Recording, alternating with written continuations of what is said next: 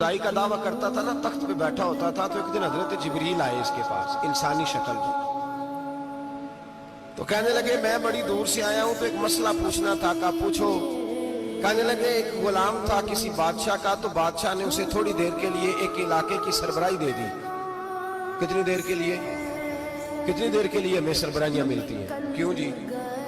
थोड़ी 2 4 5 बातें बोलता हूं सब सही हो जाता है। लोग उसको अपनी दानाई समझ लेते हैं, हालांकि वो अल्लाह की तरफ से। फिरौन ने कई 100 साल हुकूमत की और इस तरह उसने जुल्म किए कि लाखों और हजारों बच्चे कत्ल ही करा दिए। 12,000 औरतों के पेट में हमल था, उसने जाया करा दिया।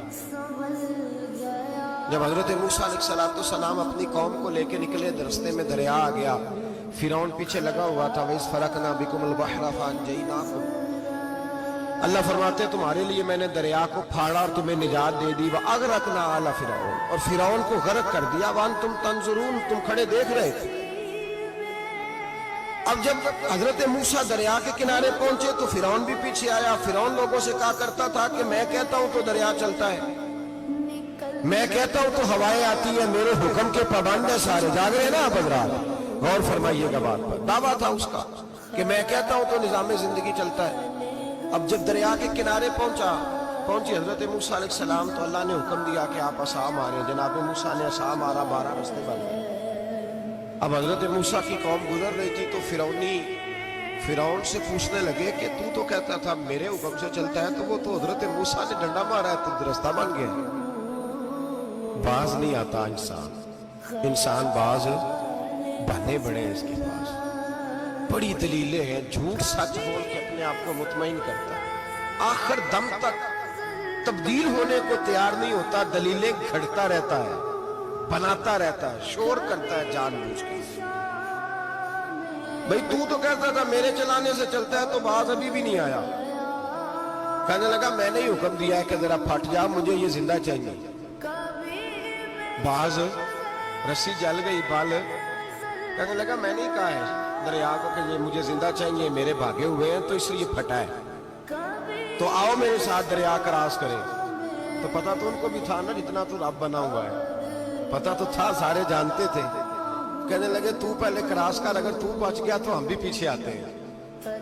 अब चारों ना चार। एक रवायत तो ये है कि ये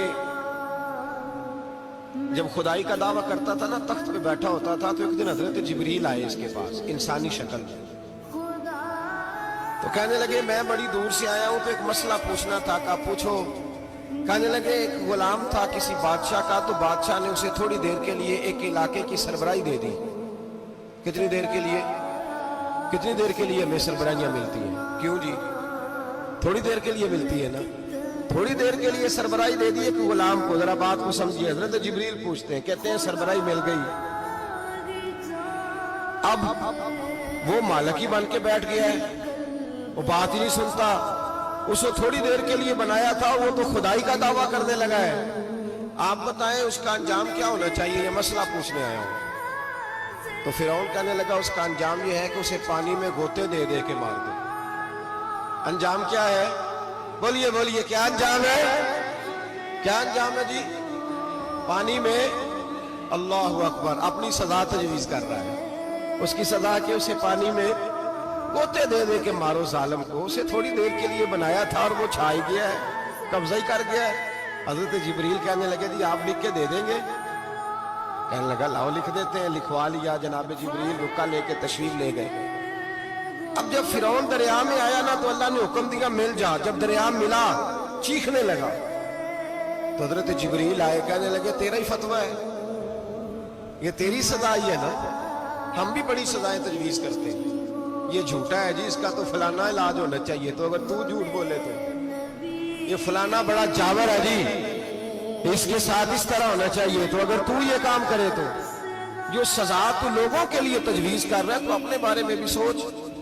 अब जब गोते आए ना, आखिरी वक्त देखा वो फिरौन जो कहता था मेरी मर्जी से दरिया चलता है।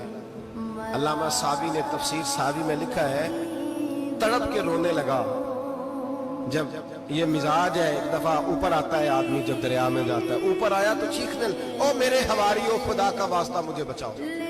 کہنے لگے تو کہتا تھا میری مرضی سے چلتا ہے. بے بسی ہے، تڑپتا ہے، روتا ہے. وارث شاہ مان کری نہ وارثہ دا، رب بے وارثہ کر کے مار دائی.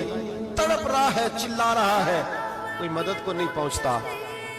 اب جب آخری ہوتا آیا تو کہنے لگا آمنا میں رب موسیٰ و ہارون، میں موسیٰ کے رب کو بھی مان گیا، ہارون کے رب کو بھی. اللہ نے فرمایا نہیں، اب تیرا ماننا قابل قبول ہے.